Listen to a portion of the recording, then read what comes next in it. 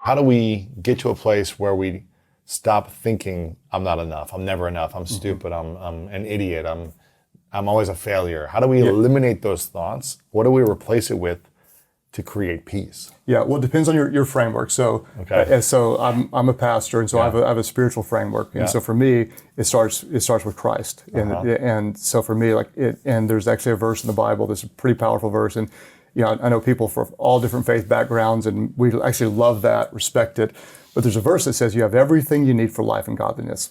It's a powerful verse. And godliness. And godliness. You have everything you need, and so in other words, if you recognize that God, or whatever your source would be, I would say God has given you the relationships you need, the mind that you need, the resources you need, the internal strength you need, the people to call that you need, the emotions that you can need.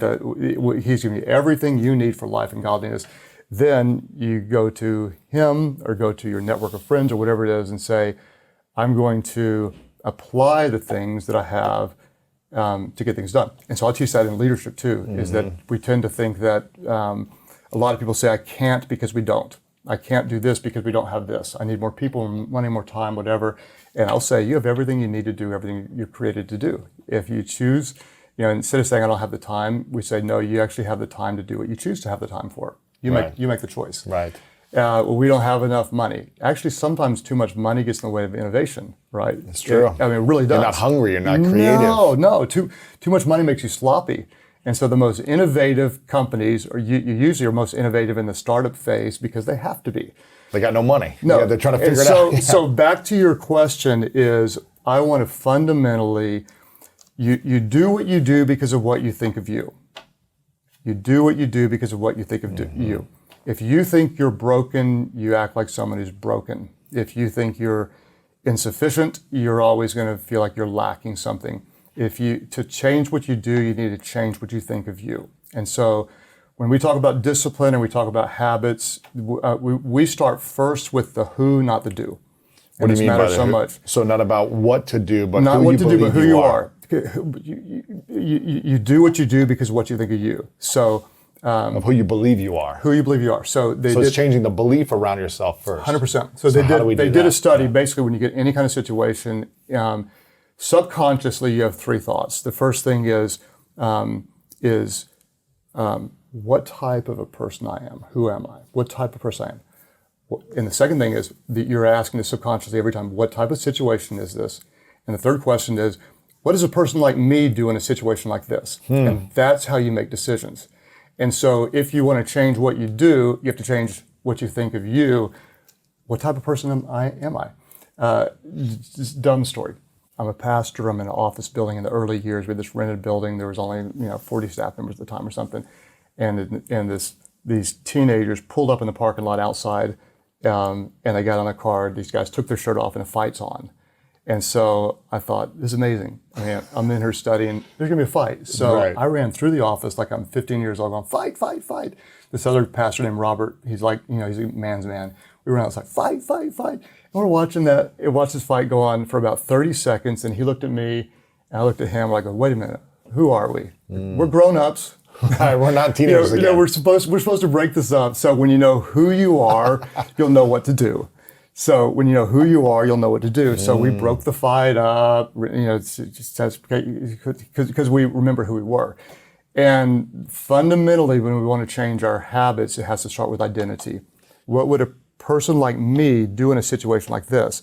If I continue to do the wrong thing, it's because I've got the wrong mindset. And so we have to change what we think about So how do we shift our identity if our identity has served us in some ways, but not in every way? Yeah, so our dysfunction can serve us, meaning like I'm the oldest adult child of an alcoholic, which makes me a people pleaser, which works until it doesn't. Yes. I'm a type A personality that's going to be an achiever, which works until it doesn't. And so those things, our dysfunctions can work for us up to a point, but to truly have sustained health and sustained impact, we have to be healthy in what we're doing. So the mindset matters so much. And essentially what we have to do is we have to retrain our minds. I mean, we literally have to retrain our minds. I've got a dog that would run out into the street all the time and was going to get killed. And so I tried to train her. Eventually I had to buy one of those collars that would, shock before she went on the street. Now, we don't even turn on thing because she knows she doesn't go past a certain point, so she's trained. What I want to do with my mind is I want to train it not to go to those dangerous places. Right. And if I'm 55 when this comes out. If I've thought in a certain way for 20 or 30 years, the idea of changing my mind in a week is almost impossible. Right? It's a discipline. So in the same way, 15 years ago, I decided to get serious about my health and diet. It took me probably 3 years to see significant benefits in my physical health. And I mean, you see some immediate ones, but until it becomes a sustainable lifestyle, it's probably 3 years. Wow. And then probably another 7 years of dialing it in with supplements and meals and workout and such. And the same thing with my mind is in order to take out all of the, or at least as much dysfunction as I can, and start to replace it with healthy, sustainable, productive, positive thoughts. It's taken years, and you don't get great at anything without a lot of time, and you don't get great healing your mind without putting some work into it. So after this, 10, 15 years of doing these activities to kind of retrain your thinking and your habits and your discipline and being the leader you are now, when a thought creeps in from the past, like maybe it used to consistently, and it creeps in, what do you think and what do you say to yourself about it? How do you shift it? How do you get back to your new identity? Yeah, so there's like science would call it, creating new neural pathways. Scripture would call it renewing your mind. And there's actually a Bible verse that says we're to capture any wrong thoughts. And that's a great kind of metaphor. And so let's just say that you feel like I'm never going to be good enough. The moment that comes up, you want to recognize it as early as you can, and you want to capture it and say, that's just not true. And what is true? And then you want to replace it with what's true. And you have to, if you don't capture it, it's kind of like if you let a few roaches in your house, you're gonna have a bunch of roaches in your house. You multiply. You got to solve you got to see the problem early and solve it quickly. And so you want to recognize. And one of the key things is that like a lot of us just don't recognize the wrong thought patterns. You see it with people on social media when they say just dumb things, and everyone else goes, "That person's not healthy," because they don't see it. And so you want to first of all recognize what is it, what wrong thought patterns are holding me back. And when you believe a lie long enough, you just start to think it's true. And so sometimes you have to have outside help to, for example, the performance psychologist I worked with, he helped me to see that because of my feeling unworthy, I find it difficult to ask for help. I find it very difficult to ask for help. And so he said to me, "What do you need in life? Like, what do you need? What are your needs? What do you need?" And so in my mind, I'm thinking, okay, well, I need to eat, I need to sleep, and I kind of slowed down there. It's like, what else do you need? And I have been married to Amy for 31 years. We got a great marriage. I kind of need her, like maybe not technically, but I really want her, And he goes, "No, you're believing a lie. What you need is recreation, you need friends, you need enjoyment." You need time without a ton of people in your home. You need to go to a place where you have anonymity. You're like, "I don't need that." No, actually, you need that. And so what he helped me to do is to dignify need. That doesn't make me less of a servant, or doesn't make me narcissistic. It doesn't make me a bad leader. It doesn't make me a bad husband. It makes me a human being that has needs. Right. And so as one who's been trained to always serve others, it's okay. It's not only okay to ask for help or to have need, but it's important to ask for help and to let others meet your needs. And so I've had to retrain my mind to do that, which hasn't been easy. What happens if we ask for too much help? Is there such a thing, or is that a good thing? I think certainly there's such a thing that you can't let other people do everything for you. You can't let them solve all your problems.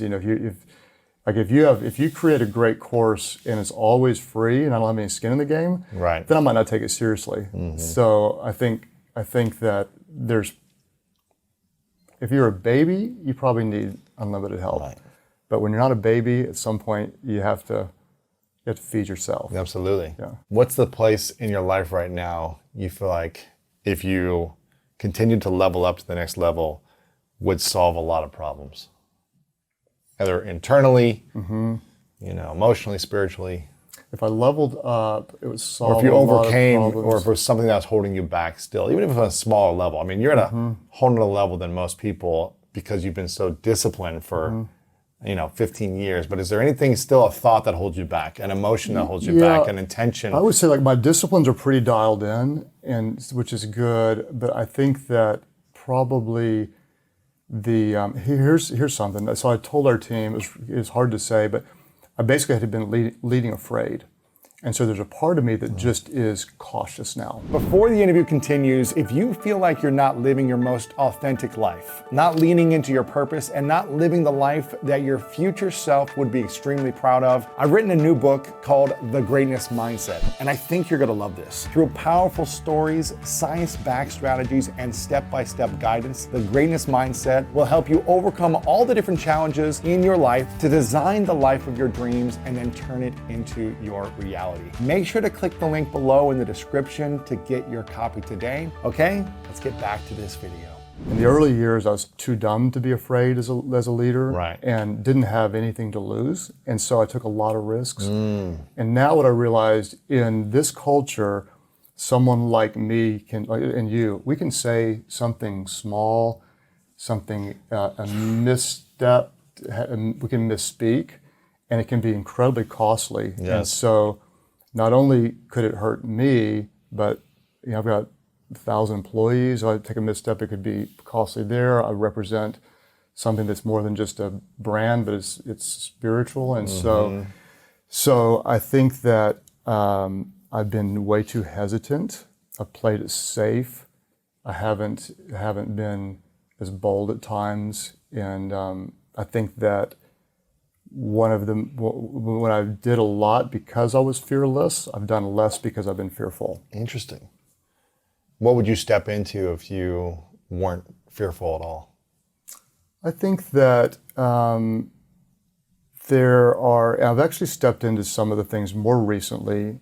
I think there's certain subjects that even like we talked about off camera that are a little more controversial that I have been stepping back into. Tipping toe back into, because what I want to do is, like, I want to keep the conversation going. And so there's certain things I can say, or certain things I may believe, that if I come out too strong, the conversation ends real quickly. And if you come out too strong, I'll lose, this is my belief. I can lose credibility. Yeah. And, I'm actually pretty open-minded and have a wide tolerance and love for a lot of people. But I do have some pretty firm beliefs. And so, what I don't want to do is I don't want to push them, but I believe they can be really helpful. And so I'm wading back into some things I think are important for someone like me to talk about. But they're risky. So I'm going back and doing some of that. And then I think every now and then, for example, our church created something called the YouVersion Bible app. And it's on over 500 million devices. We give it away for free. And we've been, the language I use is we've kind of been nickel and diming it, meaning we put a lot of money toward it and have a big team, but we've been playing it safe. And we steward what is probably the number one tool in the world, in the history of the world, of getting out that word. It's pretty powerful. And we've been playing it safe. So what we've done, and we've come in and we're ramping up, we're taking some risks and putting a lot toward it that may or may not work. So that's something now that I'm saying I was hesitant, and I'm not going to be as hesitant there.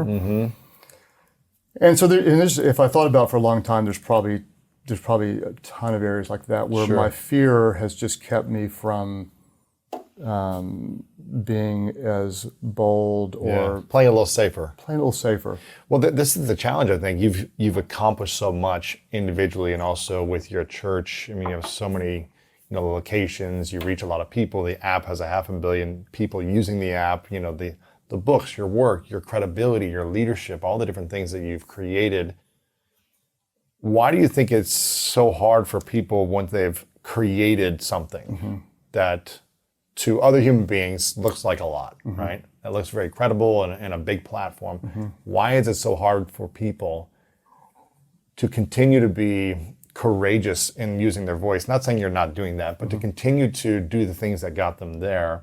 And also, Why do you think so many people want to bring down those that have created something that they aspire to create themselves? Why is there this culture in the past 5-10 years of just like, let's pick apart anyone who's doing anything of value? I'll start with that part of the question because that's easier. So in New Zealand or Australia, that's where the tall poppy syndrome would be most well known. And so whatever the poppy that grows the tallest, people want to cut it down. I think it's a sad commentary on human nature born out of insecurity. And so here's what I found is that for a big part of my life, I was very much like that. If I saw something that was successful, I felt threatened by it.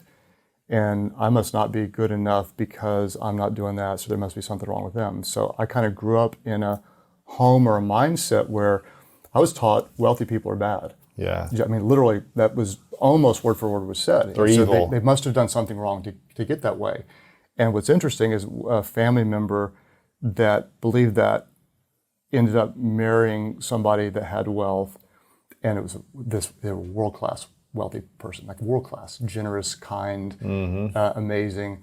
And so I said to that person, I said, do you think maybe that they are wealthy because they've treated people well, because they've had integrity, because they've served people well? And then that person who was married, I said, now you're going to be wealthy and you're going to get to decide what kind of wealthy person do you want to be.